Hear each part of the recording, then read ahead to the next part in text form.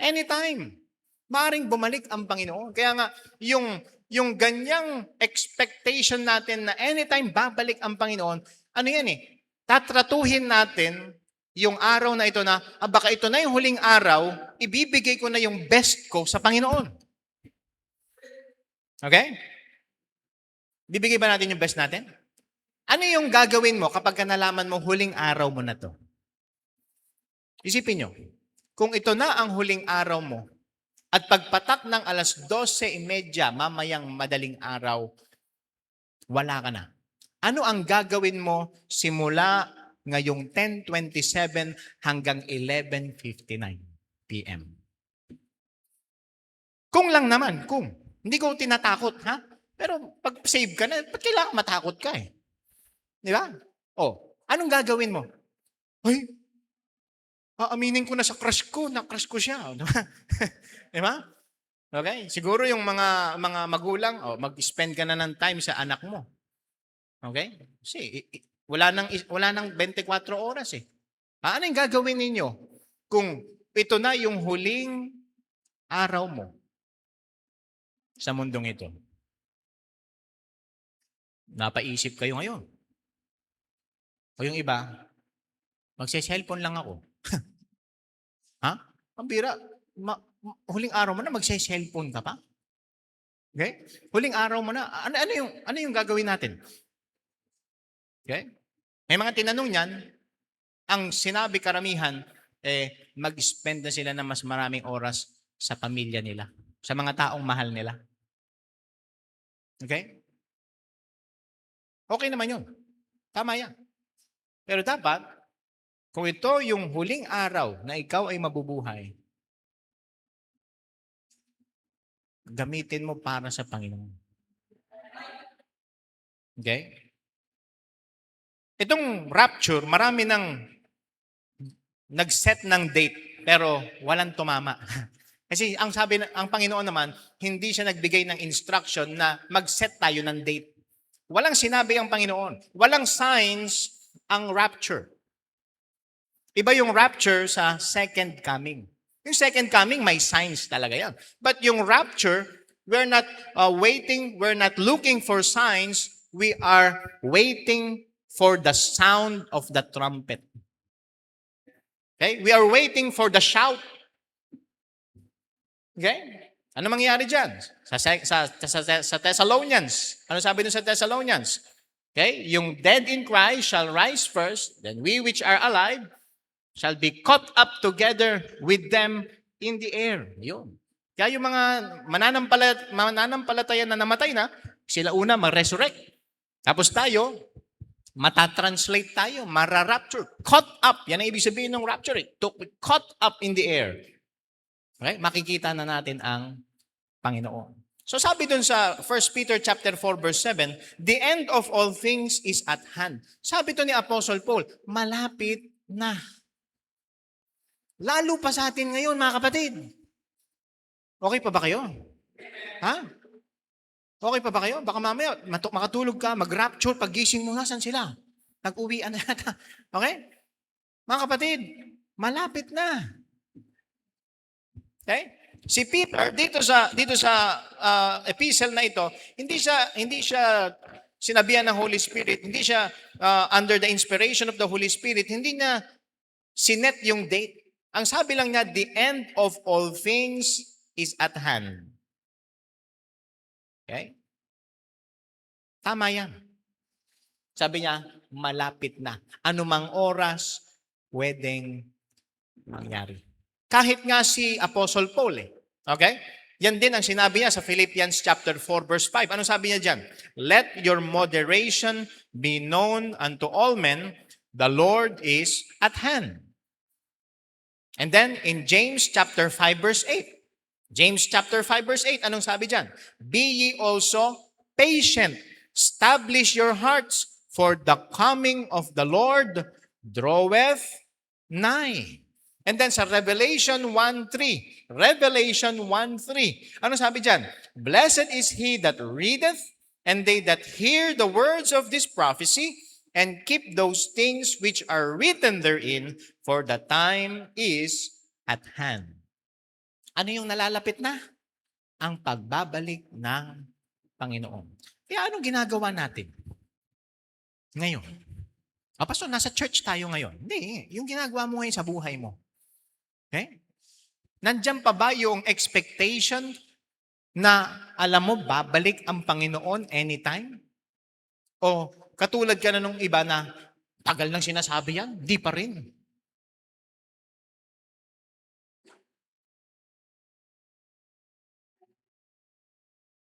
Kanina umaga, naisip mo ba, nung nagising ka, 5:00, 6:00, babalik na kaya ang Panginoon ngayon? O ang inisip mo, babalikan pa kaya ako nung ex ko? Ang bira naman yan. Okay? Okay? Babalik pa kaya yung perang pinambili ko sa Shopee? Babalik ba ang Panginoon? Are we still expecting that Jesus Christ is coming to take us home? Kaya nga mga kapatid, kung meron tayong expectation na babalik ang Panginoon, anytime, ano sabi dyan? Be ye therefore sober. Meron tayong kaseryosohan sa mga bagay na dapat seryoso tayo. Sa mga spiritual na bagay, seryoso tayo mga kapatid. Huwag nating laruin ang spiritual life natin.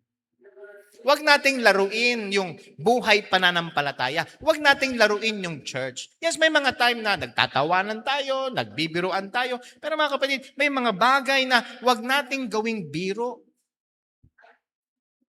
Tulad na lang nung ating pamumuhay ng mayroong kabanalan. Yung ating paglilingkod. Okay? So, hindi naman ibig sabihin na maglilingkod ka ng nakaganyan ka. Hindi, maglingkod ka na nakangiti. Amen? Amen? May kaseryosohan. Sa isip yan. Yung pagiging sober, wala yan sa itsura. Okay? Sa kaisipan yan eh. Okay? And watch unto prayer. Okay? Kaya mga kapatid, 3 bagay lang ngayong umaga ito. Ready na ba kayo? Okay? Ready na ba kayo mga kapatid? Parang hindi pa yata kayo ready. Okay? So, saan ba yung... Okay. Teka lang nawala yung notes ko eh. Nandun pala. Okay. Ito pala. Yan. Okay? Number 1. Ready na ba kayo? Hindi pa yata. Gusto niyo bang, invitation na? Okay. Yan. Yung ano pa nga natin, yung title pa lang, andun na yung mensahe natin eh. Di ba? The sufficiency of Christ in the efficiency of our service. Kaya tatanungin ko kayo ngayon mga kapatid, because this is our 4th year church anniversary. Okay? We are celebrating God's faithfulness. For 4 years, isipin niyo mga kapatid, ang bilis ng panahon. 4 years. Okay? Nandito kayo. Nagpapasalamat ako sa Panginoon. Nandito pa rin kayo. Okay? Papasalamat ako sa Panginoon na kayo nagpapatuloy. Pero kung babalik man ang Panginoon bukas, or next Monday, pagkatapos ng ating anniversary, sino yung mga taong babahaginan natin ng ebanghelyo ng Panginoon?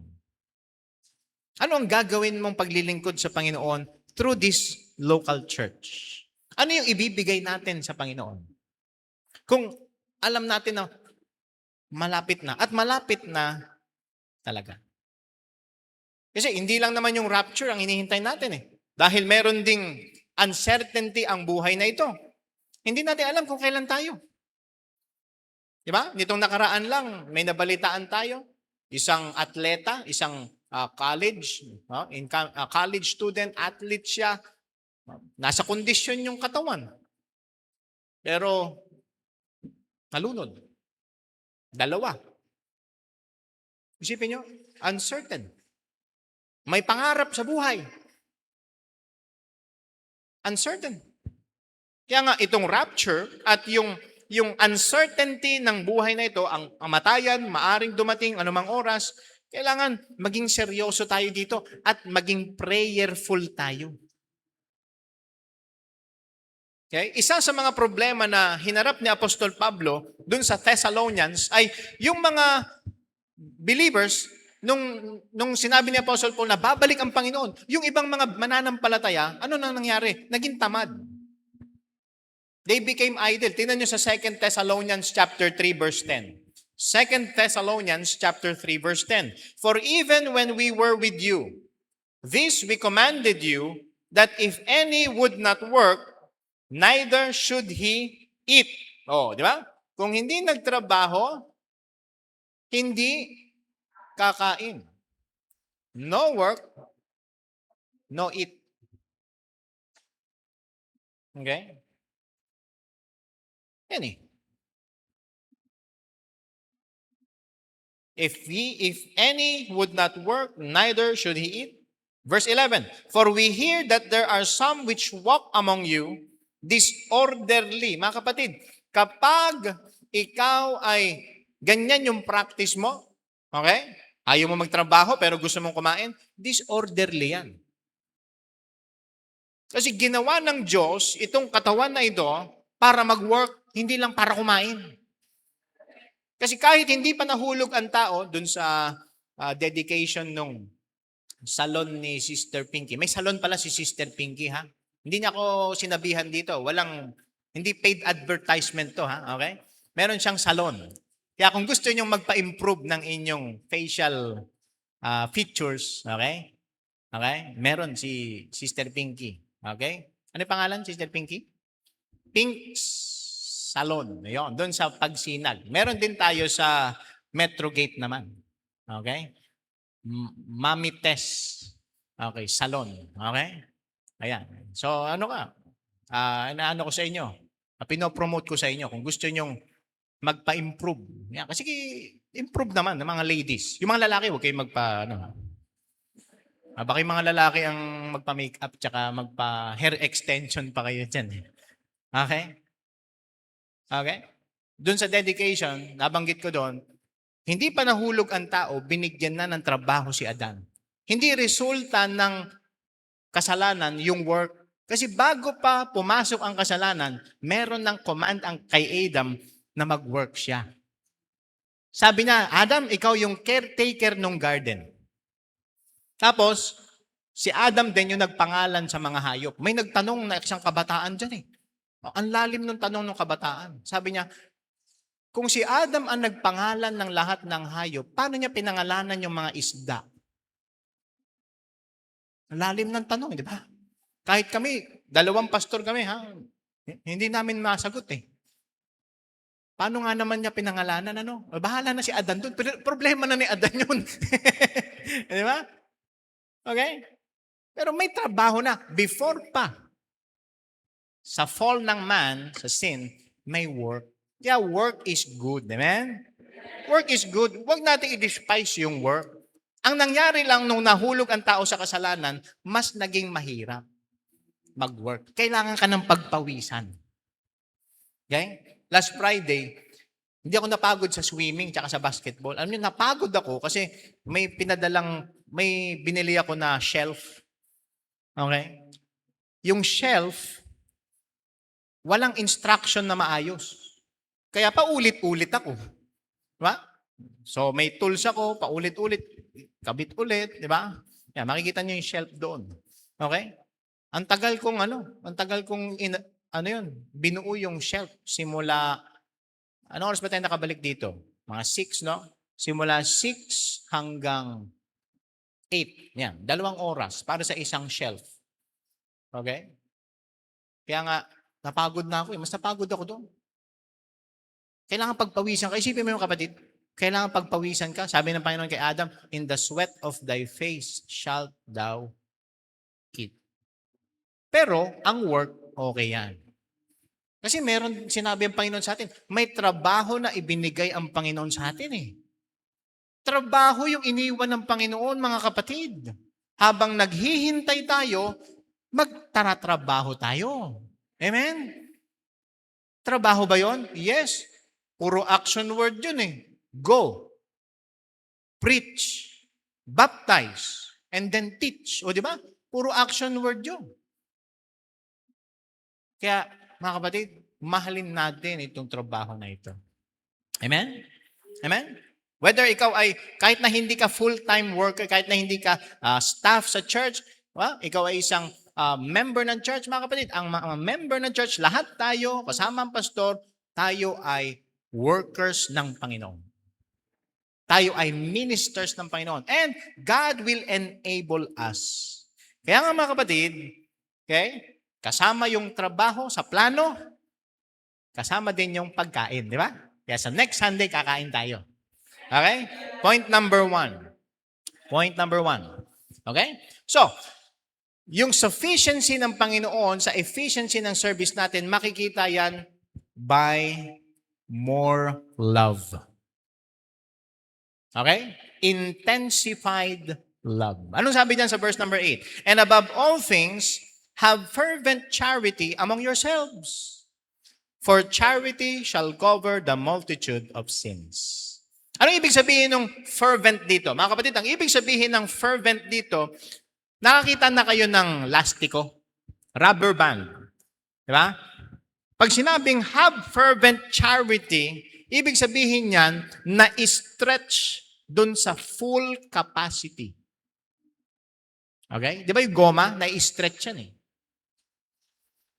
Pero may hangganan. Pero ang pinapakita dito, ang sabi ng Panginoon, yung pag-ibig natin dapat sa mga mananampalataya at sa mga hindi mananampalataya, it must be stretched to its full capacity. Ano ibig sabihin yan? We must love unconditionally. Madaling mahalin yung mga gusto nating tao. Pero papaano na lang kung sabi ng Panginoon, mahalin mo din tong taong ito kahit hindi siya kaibig-ibig. Yan yun eh. Kapag tayo lang mga kapatid, kung yung sufficiency is in ourselves, sasabihin natin, ba't ko siya mamahalin? Ano siya, siniswerte? Pero sabi ng Panginoon, we must love unconditionally. Have fervent charity among yourselves. Okay? Madali tayong ma-frustrate kapag may kasalanan yung mga tao sa atin, yung failures nila. Okay? Maliban sa mga personal na problema, meron din tayong problems sa mga relationships. Diba? Nakaka-stress yun eh. Diba? Emotionally, physically. Minsan, dumaabot na tayo sa sukdulan, sinasabi natin, ayoko na. Tama na. Hanggang dito na lang. Pero mga kapatid, kapag tayo'y nag-focus dun sa fault, sa mga mali ng mga tao, talagang sasabihin mo, ayoko na. Suko na ako. Pero pag ang tinignan natin, Panginoon, bigyan mo pa ako ng pag-ibig para sa taong ito. Bibigyan ka ng pag-ibig ng Panginoon.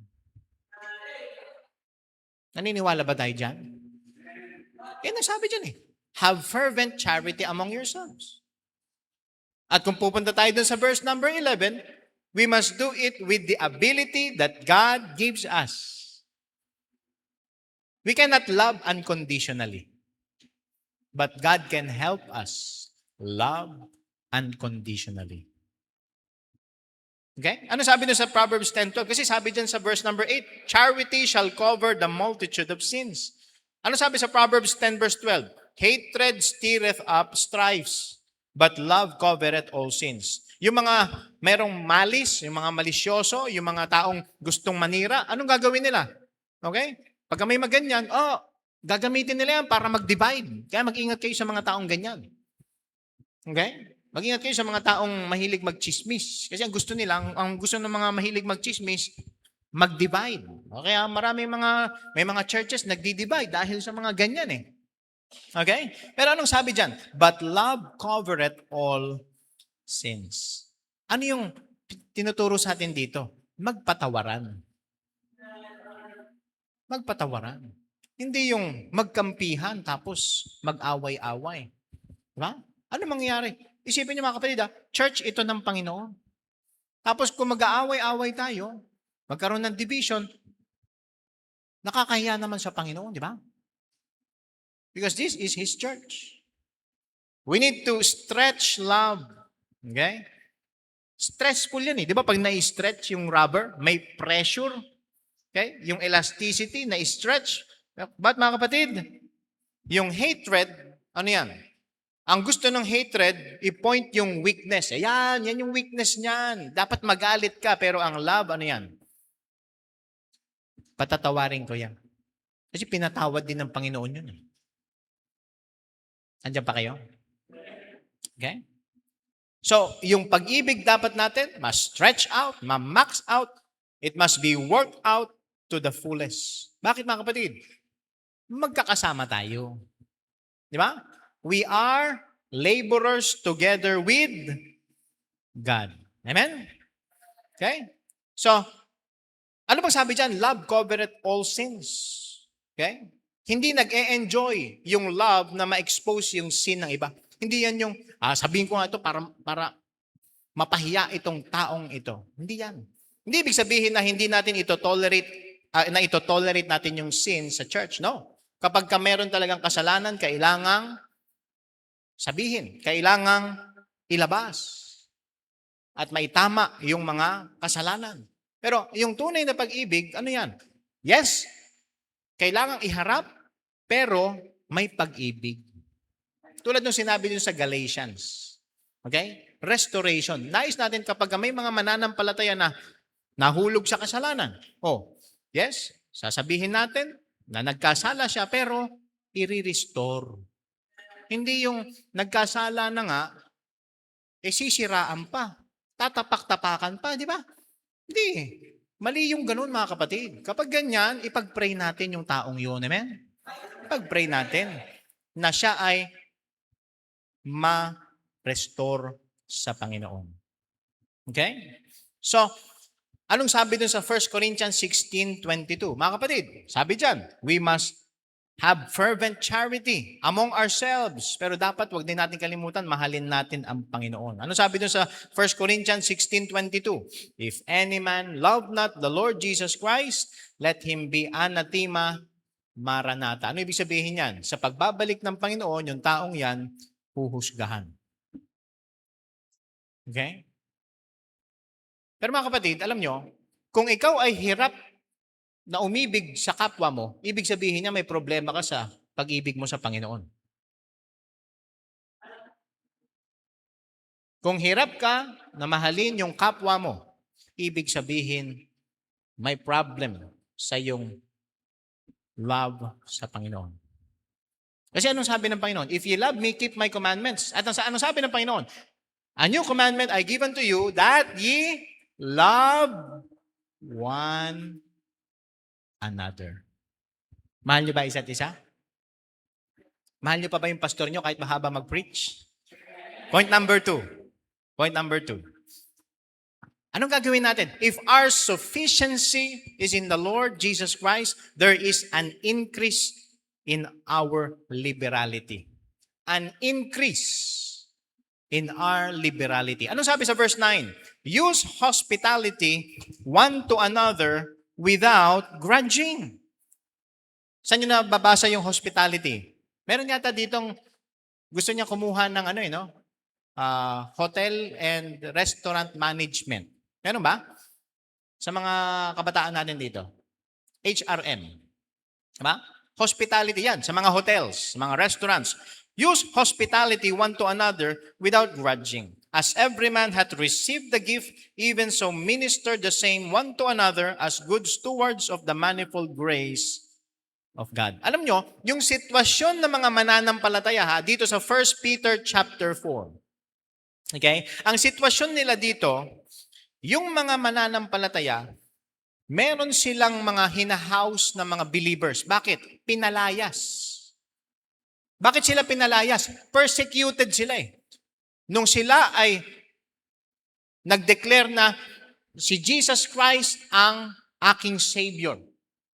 Okay? Sa Book of Acts, yung persecution dyan, galing pa lang dun sa Jewish Sanhedrin.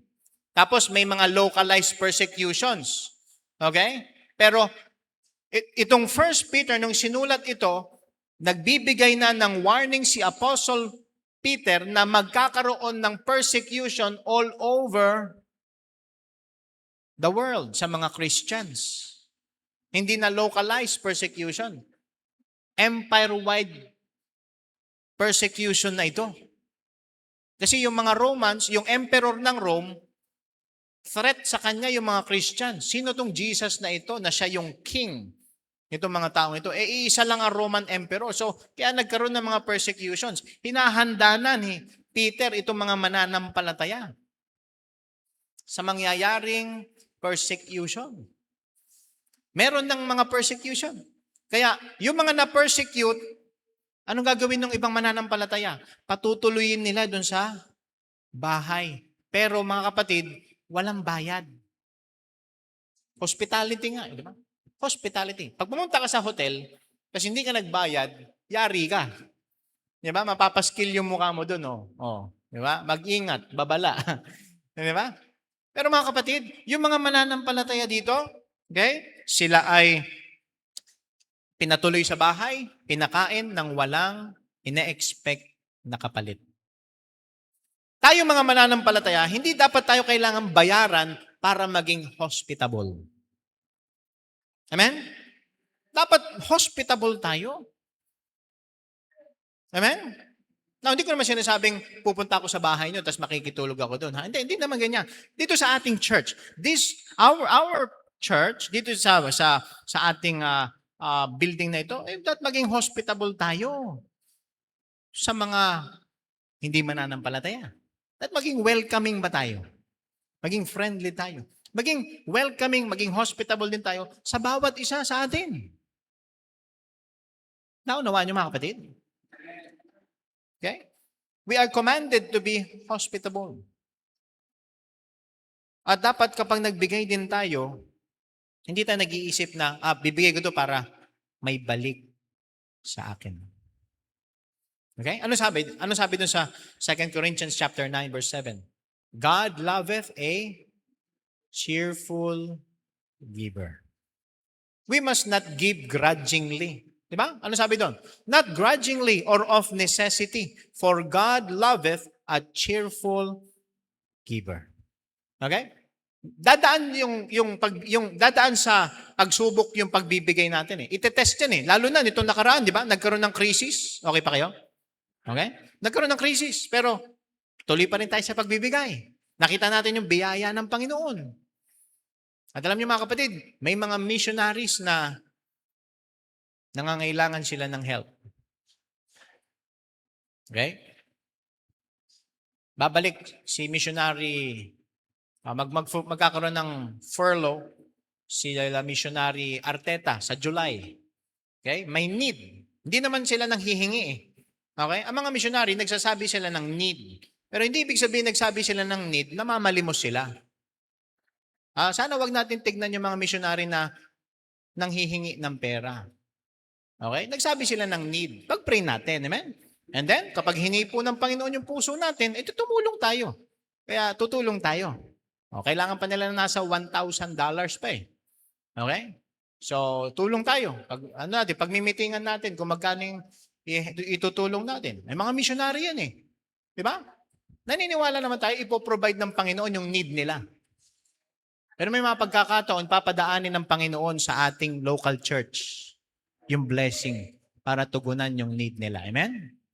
Amen? Kaya nga, huwag nyo kakalimutan, yung mga missionaries, mga angels yan. Diba? Messengers of God. Okay? So, hindi lang naman pagdating sa missions, hindi lang patungkol sa ating building project. Yung ating ding tithe, yung ating tithes, di ba? Kahit na may krisis, papasalamat tayo sa Panginoon, nagiging tapat pa rin sa pagbibigay. Okay? Hindi ko napapataasin yung kamay nung nagtatites. Hindi ko rin naman alam kung sino nagtatites sa inyo. Okay? Huwag niyo isipin na si pastor, tinitignan siguro yung offering. Hindi ko tinitignan yung offering envelope ko lang ang nakikita ko. Yung mga nagbibilang, yun. Sila yung nakakaalam kung sino nagbibigay. Pero hindi ko tine-check. Ito, hindi nagbibigay ito. Hindi ko papansinin yan. Hindi ko alam. Pero sana, sana matutunan nyo, mga kapatid, mag-ikapu. Hello? Tahimik ah. Parang tahimik ata nung binanggit ko yung pag-iikapu. Mga kapatid, sa mga kabataan, Hindi ibig sabihin maliit yung hawak mong salapi, hindi mo na itatights. Maliit man yan, malaki, barya man yan. Halimbawa, binigyan ka ng 10 piso, magkano yung tithes? Sabi mo, piso lang, huwag mo nilalang yung piso. Bakit? Kung walang piso, hindi makukumpleto yung 1,000,000. 999,000 lang yun. Huwag nating isipin, ang liit lang nito. Bibigay ko ba to? Lord, bibigay ko pa ba sa iyo itong piso? Eh, anong sabi ng Panginoon? Bring ye all the tithes into the storehouse. Okay? Pastor, huwag ka na pumunta dyan sa tithes. Punta ka na sa third point. Hindi, tagalan muna natin ng onti dito. Baka meron ditong hindi naniniwala sa tithing eh. Okay? Pero kailangan, practice mo yan. Makikita mo yung blessing ng Panginoon sa buhay mo. Okay? Huwag mo isipin, kasi maraming lumalabas ngayon sa internet eh. Yung mga pastor, nagtuturo ng tithing niyan para lang sa kanila. Mga kapatid, hanggang ngayon. Ito ha? Okay? Wala pang kinukuhang support sa ating church. May mga nagsusupport pa rin churches sa akin. Okay? Pero darating yung panahon, isusupply ng Panginoon ang need ko through this church. Okay? Okay? Pero huwag niyo isipin, ayan, tithes para kay pastor. Hindi. Sa Panginoon yan. Okay? Sa Panginoon yung tithe. Para yan sa mga expenses natin sa church. Okay? Para yan doon sa mga workers. Yan. Nagbibigay tayo ng allowance sa mga Bible women natin. Okay? Kaya huwag natin isipin na, yung tithes kinukuha. Hindi. Sa Panginoon yan. Naka-account yan. Kung kailangan yung makita yung record, may record tayo niyan. Okay? Kaya, mga kapatid, yung issue talaga ng giving, hindi sa amount eh. Saan? Sa puso. Kaya, kung ang ating sufficiency ay nasa Panginoon, mas madaling magbigay. Kasi alam mo, galing itong salapi na ito sa Panginoon. Yung kalakasan na aking nagamit para kumita ng salapi, o yung talino na binigay ng Diyos para sa akin, yan yung dahilan bakit kumita eh. Bakit nagkaroon ng increase?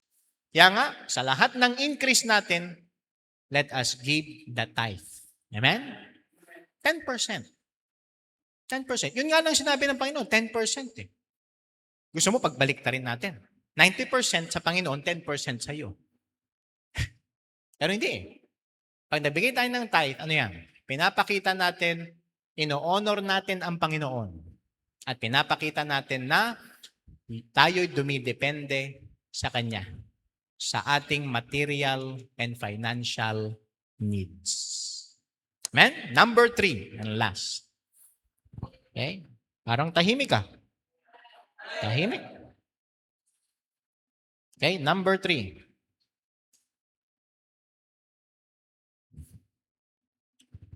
Ano yung una? Number 1? Ano yung number 1 natin? Intensified love. Okay? Okay? Our sufficiency is in Christ. Because of our sufficiency in Christ, we will have an efficient service. Intensified love. Okay? Meron tayong number 2. Meron tayong number 2, increased liberality. And number 3, meron tayong immediate labor. Yan. O tandaan nyo mga kapatid ha, yung tithe natin, dapat hindi imminent yan. Ang pagbabalik ng Panginoon, imminent. Anytime it could happen. Yung iba sinasabi, Pastor, yung pagbibigay ko, anytime it could happen. Dapat immediate yan. Pag blines ka ng Panginoon, bigay mo na agad, ha? Pero, mga kapatid, dito sa third point natin, alis na tayo dun sa giving. Madami ng masama ang tingin. Okay? An immediate labor. Okay? Ibig sabihin, ngayon na. Maglingkod ka, ngayon na. Okay? Bakit? Pwedeng bukas, wala na tayo dito. Pwedeng bukas, rapture na. at ma-miss natin yung opportunity na makapag-serve.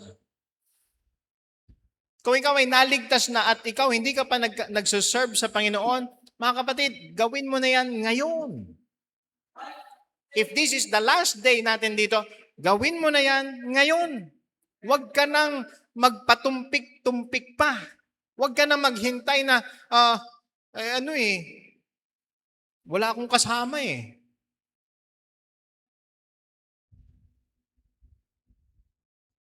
Kasama mo Panginoon. Ano sabi niya? Lo, I am with you. Okay? Pero dito naman sa church, may makakasama kang mag-serve. Okay? May makakasama kang mag-serve. That's why our labor must be an immediate labor. Okay? Ano sabi dito sa verse number 11? 1 Peter chapter 4, verse 11.